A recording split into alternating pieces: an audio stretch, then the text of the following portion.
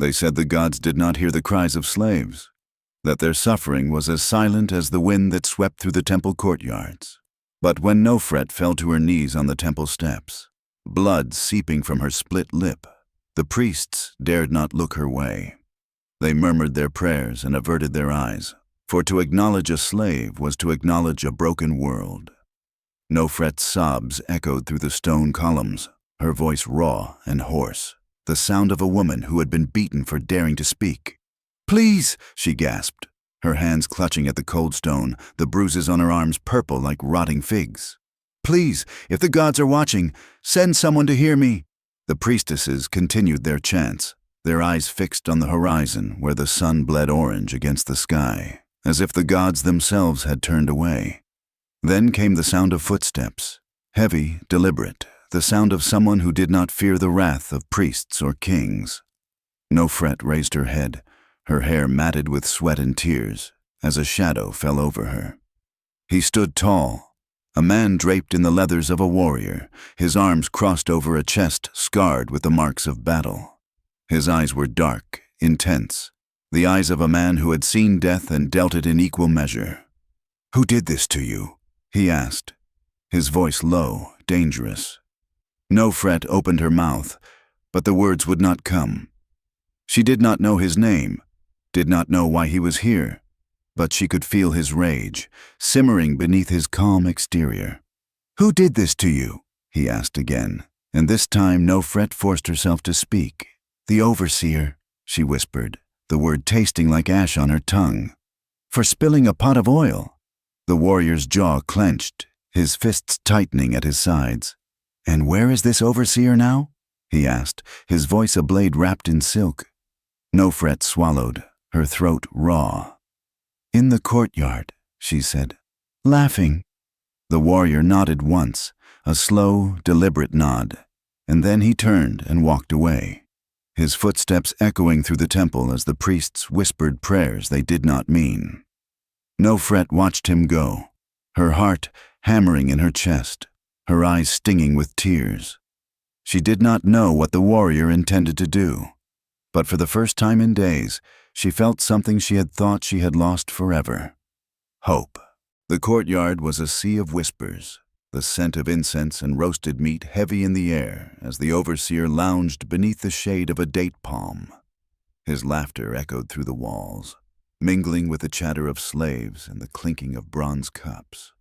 He leaned back, his belly spilling over his belt, eyes gleaming with the cruel satisfaction of a man who had power and enjoyed wielding it. "The little rat cried like a newborn," he sneered, raising his cup to his lips. "Begged me to stop.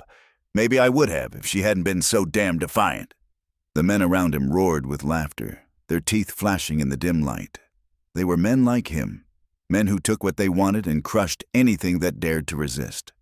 But the laughter died like a candle snuffed by wind when the warrior stepped into the courtyard. He moved through the crowd like a shadow, his eyes fixed on the overseer, his expression as cold as a stone tomb. The overseer's smirk faded, the wine cup trembling in his hand as the warrior's presence loomed over him. "You," the warrior said, his voice a low growl that cut through the silence like a blade. "Are you the one who touched the girl?" The overseer blinked, sweat breaking out across his brow despite the coolness of the shade. "I don't know what you're talking about," he said, his words slurring. "I touch a lot of girls." The warrior's jaw clenched, a muscle jumping beneath his cheek. "The one on the temple steps," he said, with blood on her lip and fear in her eyes. "Did you do that?" The overseer's eyes flicked nervously to his men, his bravado crumbling beneath the warrior's glare. "It was just a lesson," he said, forcing a laugh. "She spilled oil. A slave like her needs to be taught respect." The warrior's eyes darkened, his fists curling at his sides. "A lesson?" he said, his voice soft, almost gentle. "You like teaching lessons?" The overseer opened his mouth to respond, but the words caught in his throat as the warrior lunged forward, grabbing him by the collar and yanking him to his feet. The wine cup shattered against the ground, and the courtyard fell silent, the other men frozen, too stunned to move. "Let me teach you a lesson," the warrior said, his breath hot against the overseer's face. "A lesson about what happens when you raise your hand against a woman who cannot defend herself." The overseer's eyes widened, and he whimpered, his hands scrabbling at the warrior's wrists. "Please," he gasped, his voice high and trembling. "Please!" But the warrior did not hear him. He was already dragging the overseer toward the temple steps, toward the girl with the bruised lips and haunted eyes, and the crowd watched in silence, their faces pale, as the overseer's screams echoed through the courtyard like the cries of a man who finally knew what it felt like to be powerless. Nofret sat with her back against the temple wall, knees drawn to her chest, her fingers shaking as she traced the bruises blooming along her arms. The world around her was a blur of whispers and muffled cries, the distant sound of a man screaming. She tried to close her eyes, to shut it all out, but the images kept replaying. The overseer's sneer, his fat hand striking her across the face, the taste of blood in her mouth. She shivered, pulling her torn shawl tighter around her shoulders, her body aching with the memory of his fists. "Are you all right?" The voice was deep, rough, and when she opened her eyes, the warrior was standing before her. Blood smeared his knuckles, his breathing ragged, his jaw set like a granite statue. Behind him, the overseer lay sprawled on the ground, groaning, his face a mess of blood and swelling. The other men hovered nearby, too afraid to interfere, their eyes wide as they watched the warrior kneel before the girl. "Did he hurt you anywhere else?" the warrior asked. His voice softer now, his eyes scanning her face, her arms, the dark smudges of dirt and blood staining her skin. Nofret shook her head, tears stinging her eyes. "Only where you can see," she whispered, her voice cracking. The warrior's eyes darkened, a storm brewing beneath his calm exterior. "What's your name?" he asked. "Nofret," she said, her gaze dropping to the ground. "Just Nofret." The warrior nodded, his expression unreadable. "And where do you live, Nofret?" he asked, his tone gentle but firm. "Do you have somewhere safe to go?" Nofret swallowed, her throat dry as the desert. "There is no safe place for me," she said. "My mother is dead. My father sold me to the overseer to pay his debts." The warrior's jaw clenched, his fists tightening at his sides.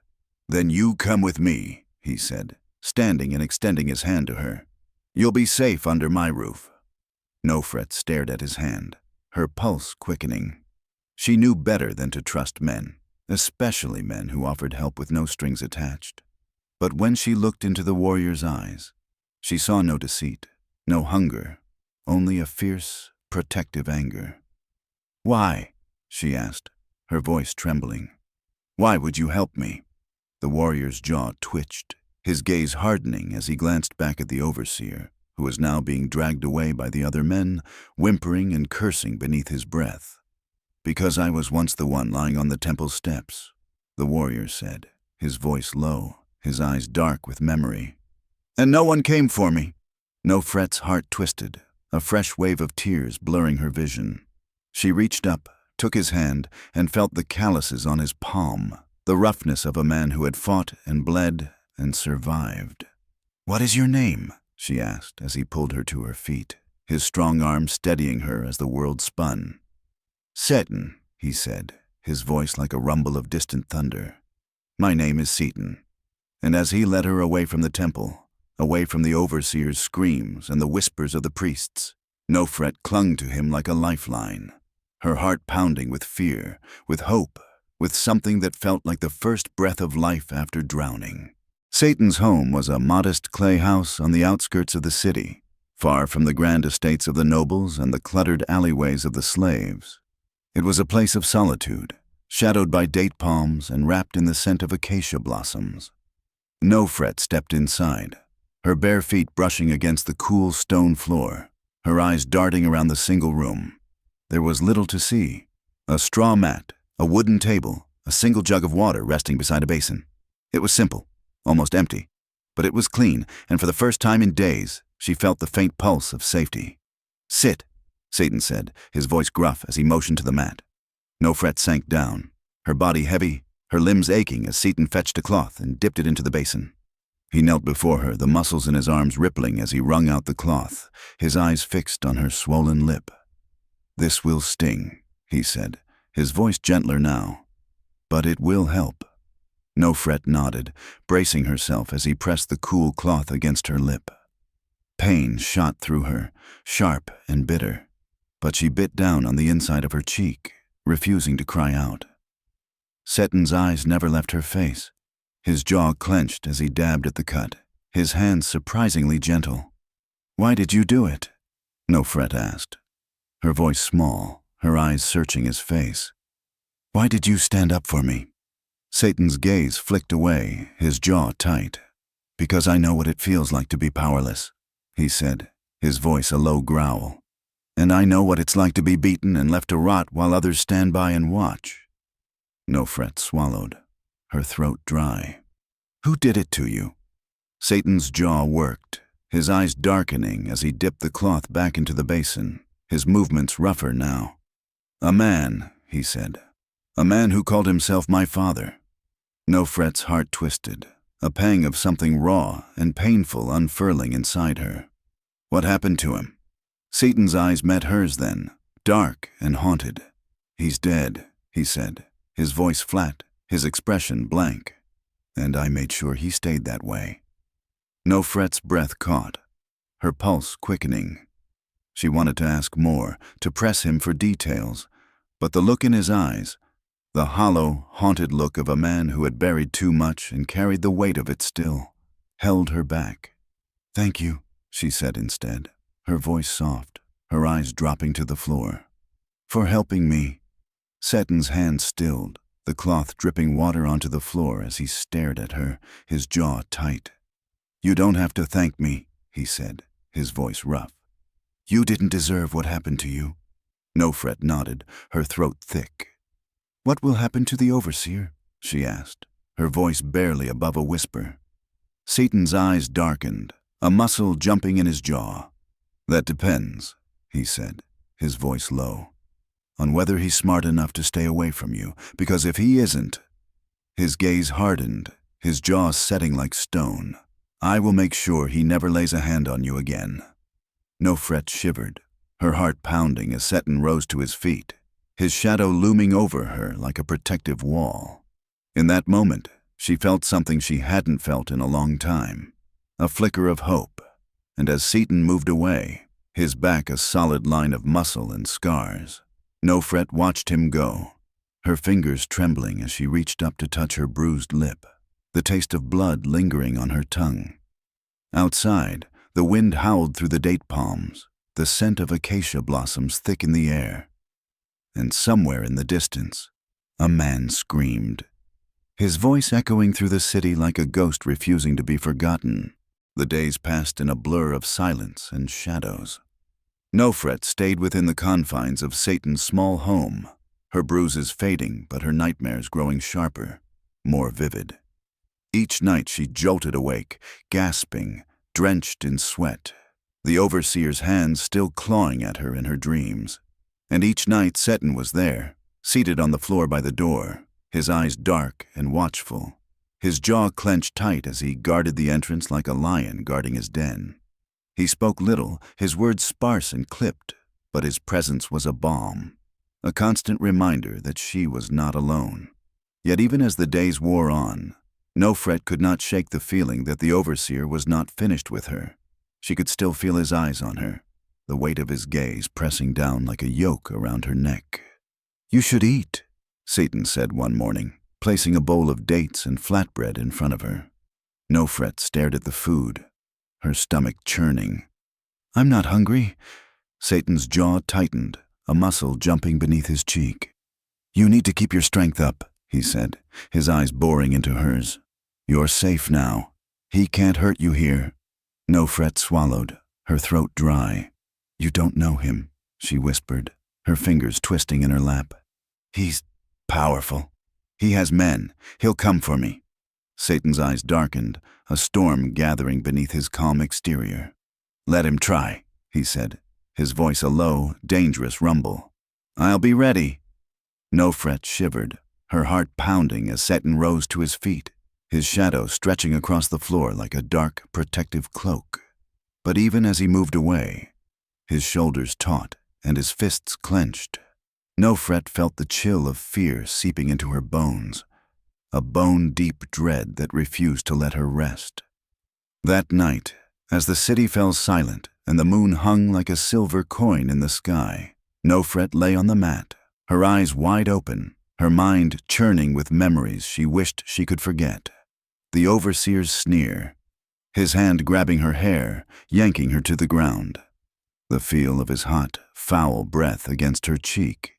"Do you think you can get away from me?" he had snarled, his fingers bruising her wrists. "You think a worthless slave like you can escape what's coming?" Nofret squeezed her eyes shut, her hands fisting in the mat as the memory played over and over. A loop she couldn't break. And then she heard it. A sound outside, faint but unmistakable. The scuff of a foot against the ground. The scrape of metal against stone. Her breath caught, her heart hammering in her chest as she sat up, her eyes fixed on the door. The sound came again, louder this time. A heavy footstep, then another. Someone was outside. Nofret scrambled to her feet, her pulse racing as she backed away from the door, her eyes darting around the room, searching for something, anything she could use as a weapon. But before she could move, the door swung open, and Seten stepped inside, his eyes sharp, his jaw clenched. "What is it?" he asked, his gaze sweeping the room, his hand resting on the hilt of the dagger strapped to his waist. Nofret swallowed, her chest heaving. "There was someone outside," she said, her voice a thin, shaky whisper. "I heard them." Seten's eyes narrowed, his jaw tightening as he stepped back outside, his shoulders taut, his body tense. Nofret stood frozen in the center of the room, her hands shaking as she listened to the sounds of the night. The rustle of leaves, the distant howl of a jackal, the eerie silence that seemed to press down from all sides. And then, just as the silence became unbearable, Seten returned, his face grim, his eyes dark. "There's no one out there," he said, his voice flat, his expression hard. "But that doesn't mean they're not watching." Nofret swallowed, her throat dry, her pulse pounding in her ears. "What do we do?" she asked, her voice trembling. Seten's jaw clenched, his eyes like chips of obsidian as he reached up, pulling the dagger from his waist and placing it in her hand. "You stay inside," he said, his voice low, his gaze intense. "And you don't open the door for anyone but me." Nofret stared down at the dagger, the metal cold and heavy in her hand. And as Seten stepped back outside, his shadow stretching long and dark across the floor, Nofret clutched the weapon to her chest, her heart hammering, her breath shallow, as the night closed in around her like a shroud. The night stretched long and heavy, a thick, suffocating silence pressing down on Nofret like a shroud. Every creak, every whisper of wind against the walls, every distant howl of a jackal sent her pulse racing, her fingers tightening around the hilt of the dagger Seten had given her. She sat against the wall, knees drawn up to her chest, her eyes fixed on the door. Outside, the moon hung high and pale, casting silver light across the floor, turning every shadow into a threat. Where was Seten? Hours had passed since he stepped outside, his jaw clenched, his eyes dark with the promise of violence. Nofret tried to swallow the fear gnawing at her, but it clawed its way up her throat, tightening like a noose. Then she heard it, a low, muffled groan, the sound of someone in pain. Nofret scrambled to her feet, the dagger trembling in her grip as she edged toward the door. The sound came again, louder this time, a ragged, gasping moan. Heart-pounding, Nofret flung open the door, the cold night air hitting her like a slap. There, in the dirt, lay Seten. Blood soaked his tunic, dark and glistening, his eyes half closed, his chest rising and falling in shallow, ragged breaths. "Seten!" Nofret dropped to her knees beside him, her hands hovering over his body, not knowing where to touch, where to press, what to do. "What happened? Who did this to you?" Satan's eyelids fluttered, his jaw clenched, a grimace twisting his face. "Overseer, and his men," he rasped, his voice thin and strained. "They were waiting, outside." Nofret's blood ran cold, her heart hammering against her ribs. "But you said there was no one there." Satan's eyes opened, dark and hollow, his hand lifting to grip her wrist with surprising strength. "I lied," he said, his breath hitching. "Didn't want you to be scared."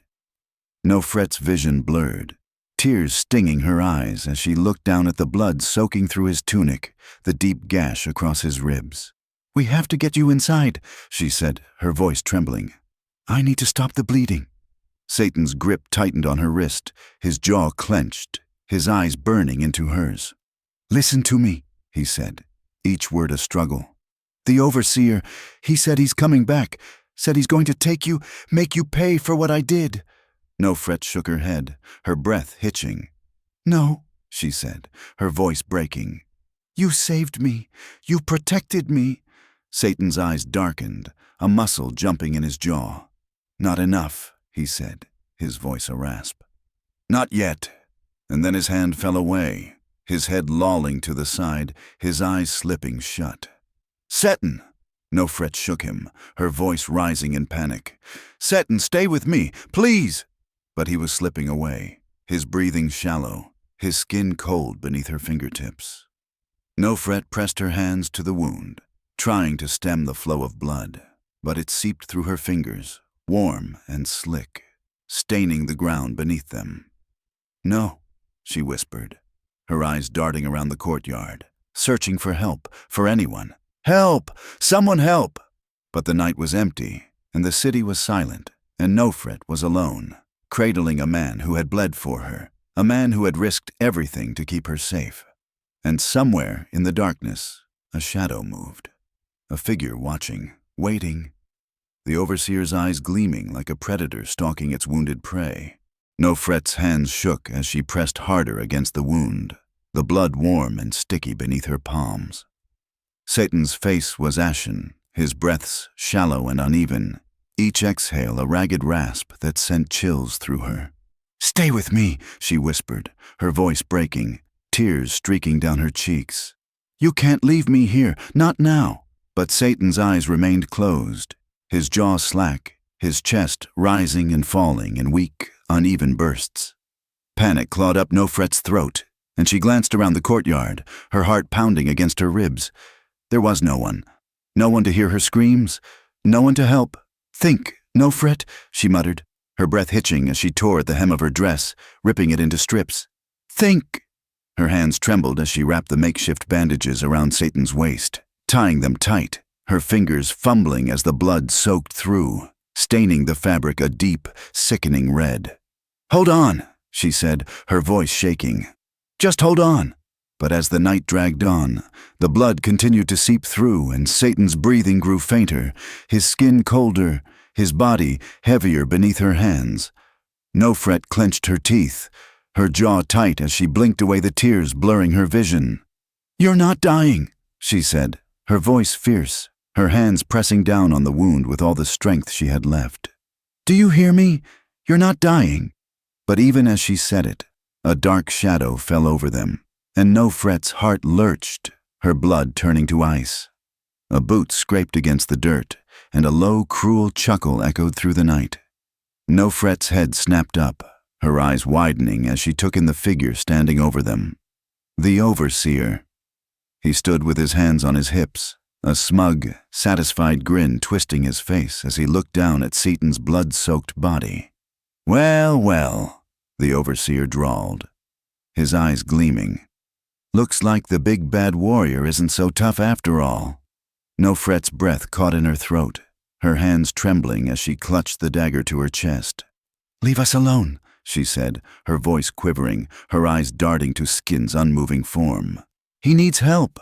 The overseer's grin widened, and he crouched down, his face inches from hers, his breath hot and foul against her skin. "Help?" he sneered, reaching out to grip her chin, his fingers digging into her skin. "Oh, I'll help you, little Nofret. I'll help you remember who you really belong to." Nofret's heart pounded, her pulse roaring in her ears as the overseer's grip tightened, his eyes dark and hungry. "You think this man saved you?" he hissed, jerking his chin toward Satan's limp body. "He couldn't even save himself." Rage flared hot and wild in Nofret's chest, and before she knew what she was doing, she raised the dagger, the blade glinting in the moonlight. "Get away from me," she snarled, her voice shaking. The overseer's eyes flicked to the blade, and for a moment, something dark and dangerous flickered across his face. Then he laughed, a deep, mocking sound that echoed through the courtyard like the howling wind. "You think you can hurt me," he said, his voice dripping with scorn. "You're nothing but a weak, helpless slave." Nofret's grip tightened around the dagger, her jaw clenched, her heart pounding so hard it hurt. "Not anymore," she said, her voice low, fierce. "Not anymore." And then she lunged, the dagger flashing as it slashed through the air, aiming for the overseer's smug, leering face.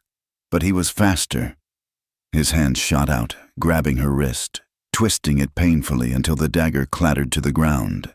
"Nice try," he sneered, his breath hot against her cheek as he yanked her close, his grip bruising, his eyes cold and merciless. "But you'll have to do better than that." Nofret gasped, pain lancing up her arm as he twisted her wrist harder, his nails digging into her flesh. And as the world spun around her, as the moon loomed overhead like a silver blade, she could hear Seten's shallow, ragged breaths beside her, each one fainter than the last. And the overseer's cruel, mocking laughter echoed through the night, the sound of a man who had just won a game he never intended to lose. The world was spinning, the overseer's grip crushing Nofret's wrist like a vice. Pain shot up her arm, white-hot and blinding, as he yanked her closer, his foul breath washing over her face. "You think you're brave now, huh?" he snarled, his eyes gleaming with a twisted, ravenous hunger. "Think you're a warrior like him?" His gaze darted to Satan's limp body, the blood pooling beneath him, dark and glistening like spilled wine. "Pathetic," the overseer sneered, his voice a low, venomous hiss. "You should have stayed on your knees where you belong." Nofret's jaw clenched, her teeth gritted against the pain, her pulse a wild drumbeat in her ears. "Let me go," she gasped, struggling against his iron grip. "Let me go!" The overseer's laugh was dark, a cold, hollow sound that echoed through the courtyard like a curse. "Let you go?" he said, leaning closer, his fingers digging into her skin. "Oh, I'm not letting you go, little Nofret. Not until I teach you what happens to disobedient slaves." His other hand moved to her hair, yanking her head back, his eyes boring into hers, a sick, hungry light flickering in their depths. "You're mine now," he whispered, his lips curling into a cruel, triumphant smirk. "Mine." Nofret's breath hitched, her heart hammering against her ribs, terror clawing up her throat like a living thing. But then, through the haze of pain and fear, she heard it. A sound, soft and weak, but unmistakable. A groan. Seten. Nofret's eyes snapped to him, her heart seizing in her chest. He was moving. Barely. His hand twitched against the ground, his eyelids fluttering, his lips parting to let out a ragged, shuddering breath. The overseer noticed too. His eyes narrowed, his grip on Nofret tightening as he sneered down at Seten's bleeding form. "Look at him," he said, his voice dripping with contempt. "The mighty warrior, the big brave protector, bleeding out like a stuck pig." Nofret's stomach twisted, bile rising in her throat as the overseer's words washed over her like poison. "And you," he said, his gaze snapping back to her, his fingers tangling in her hair, yanking her head back until her neck strained painfully. "You think he's going to save you now? You think he's going to get up and fight for you? He can't even fight for himself." Nofret swallowed, her eyes burning, tears stinging the corners of her eyes. She could feel the overseer's hot breath against her cheek, the stink of wine and rotten meat, the bruising grip of his hands, the dark, consuming weight of his body pressing down on her. But then, in the midst of it all, she felt something else. A surge of anger, a flare of defiance, a spark of the girl she used to be before the overseer had stolen everything from her, before he had broken her. "You're wrong," she said, her voice a thin, trembling whisper. The overseer's brow furrowed, his eyes narrowing. "What?" Nofret swallowed, her jaw clenched, her nails digging into the dirt beneath her. "You're wrong," she said, louder this time, her voice stronger, firmer. "Seten's not done." And then she moved. With every ounce of strength she had left, Nofret twisted in the overseer's grip, bringing her knee up hard between his legs. He howled, his face contorting with pain as he staggered back, his hands flying to his groin. "You little—" he snarled. But Nofret was already moving, scrambling to Seten's side, her hands shaking as she reached for him. "Seten," she whispered, her voice breaking, her fingers brushing against his blood-soaked chest. "Seten, please, get up." Satan's eyes fluttered open, dark and glazed, his breaths coming in ragged, shallow gasps. "Nofret," he rasped, his voice so weak, so broken, it made her heart splinter in her chest. "Run!" But Nofret didn't run. She couldn't, because behind her, the overseer was rising to his feet, his face a mask of rage, his fists clenched, his eyes blazing with murderous fury. "You think you can hurt me?" he snarled, his voice a low, dangerous growl. "You think you can fight me?" Nofret's heart pounded, her pulse roaring in her ears as she positioned herself between Seten and the overseer, her body trembling but her jaw set, her eyes blazing with defiance. "You don't own me," she said, her voice shaking but firm. "Not anymore." The overseer's lips twisted into a cruel, hateful smile as he advanced, his shadow falling over her like a storm cloud. And as Nofret braced herself for the impact, for the fists, for the pain, for the darkness, she heard Satan's voice behind her, weak but fierce. A single, desperate word. "Duck!" Nofret dropped to the ground just as Satan's arm shot out, a jagged shard of pottery clutched in his bloody fist, aimed straight for the overseer's throat. And as the overseer's scream echoed through the night, Nofret's heart raced, her chest heaving, her hands shaking, as the man who had tormented her for so long finally fell. The overseer's body hit the ground with a heavy, sickening thud.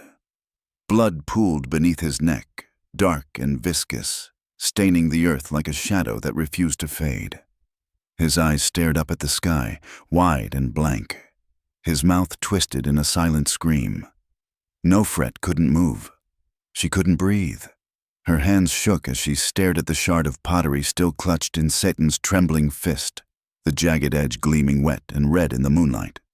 "Seten," she whispered, her voice a thin, fractured thread. You killed him?" Satan's chest rose and fell in shallow, ragged breaths, his eyes glazed and half-lidded as he dropped the shard, his hand falling limp to the ground.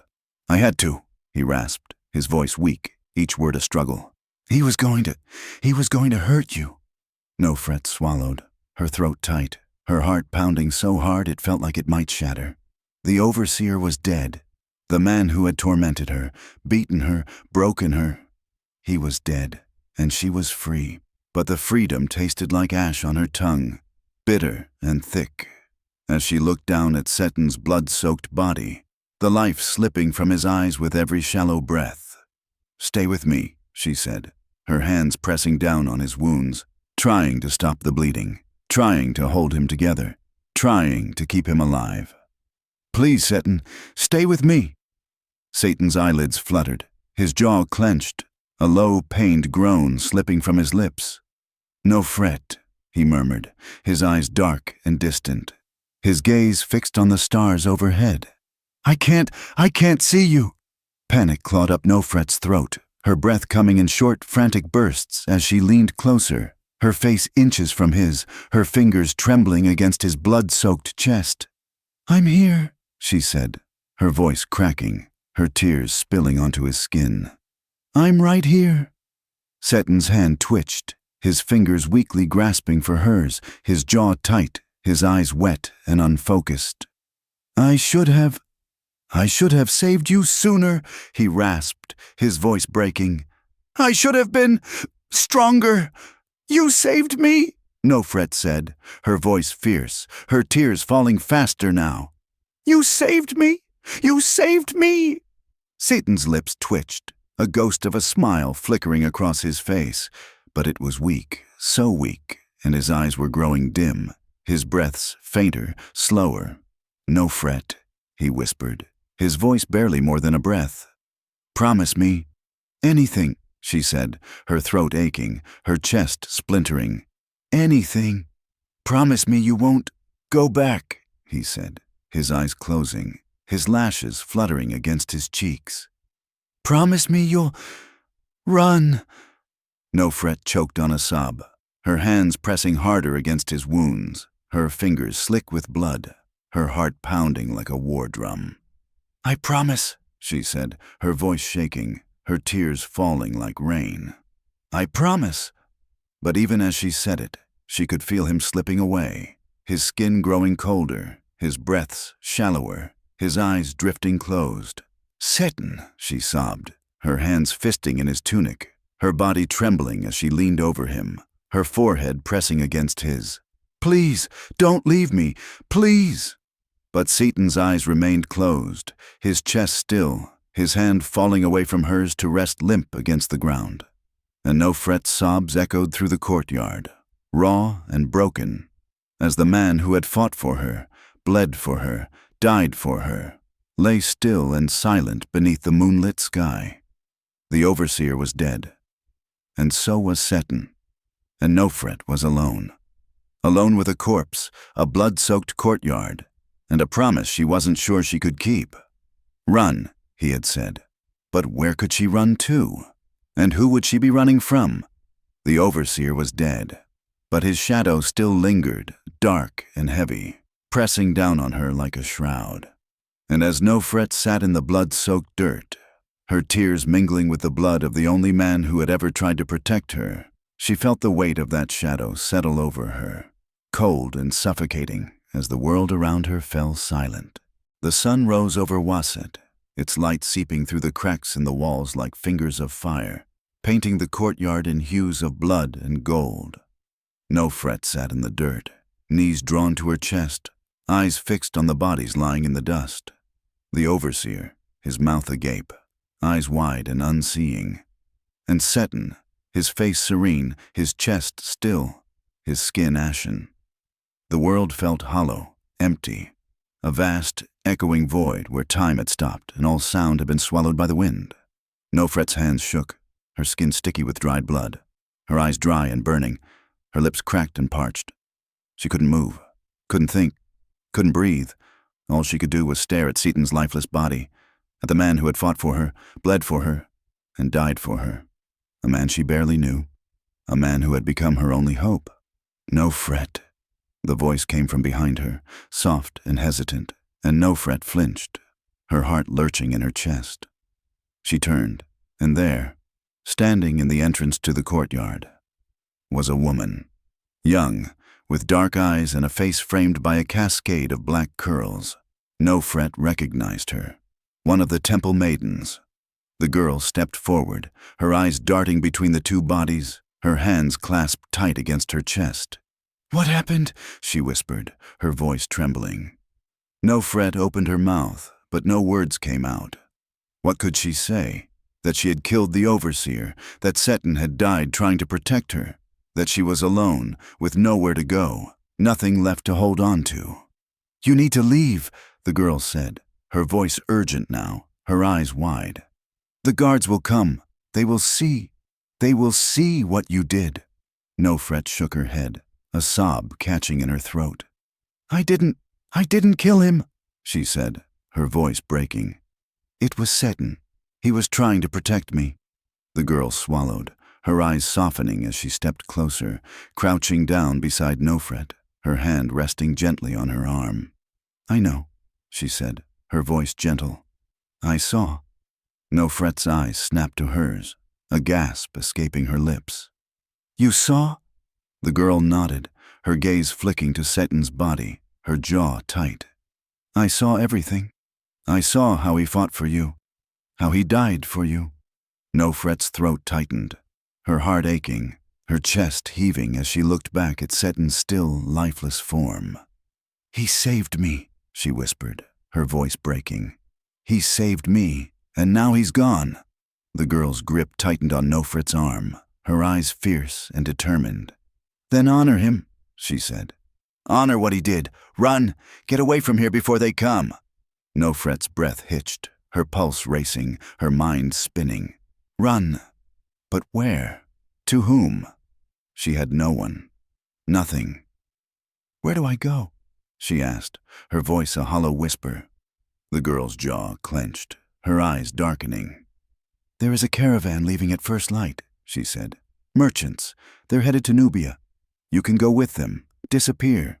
Nofret's heart pounded, her hands shaking as she looked around the courtyard, at the blood, the bodies, the life she was leaving behind. "And Seten?" she asked, her voice breaking, her gaze fixed on his still face. The girl's expression softened, her eyes glistening as she reached out, brushing a strand of hair from Nofret's tear-streaked face. "I will take care of him," she said. "I will see to it that he is buried properly, with honor." Nofret swallowed, her throat tight, her chest aching as she leaned down, pressing her lips to Seten's cold, bloodless cheek. "Thank you," she whispered, her tears falling onto his skin, her heart splintering with every beat. "Thank you for saving me." And then she rose to her feet, her legs weak and unsteady, her head spinning as the girl pulled her to her feet, wrapping a shawl around her shoulders. "Go!" the girl said, her voice urgent. "Before it's too late." Nofret nodded, her heart pounding, her breaths coming in quick, shallow bursts as she turned away from Seten's body, from the blood-soaked dirt, from the life she was leaving behind. She didn't look back. Couldn't. The wind howled through the courtyard, a low, mournful wail, and Nofret ran, her feet pounding against the ground, her shawl billowing behind her like a tattered, blood-stained flag. She ran until the city walls loomed ahead, until the scent of spices and sweat and sand filled her nose, until the sound of merchants shouting and camels braying drowned out the sound of her own ragged sobs. And as the sun rose over Waset, blazing like a new dawn, Nofret slipped into the caravan, her face hidden beneath her shawl, her heart heavy and broken, her mind a whirlwind of fear and grief, and the memory of a man who had fought for her, bled for her, died for her. A man whose name she would carry with her, a name she would never forget. Seten, the man who answered her cries, the man who saved her life, the man she could not save in return.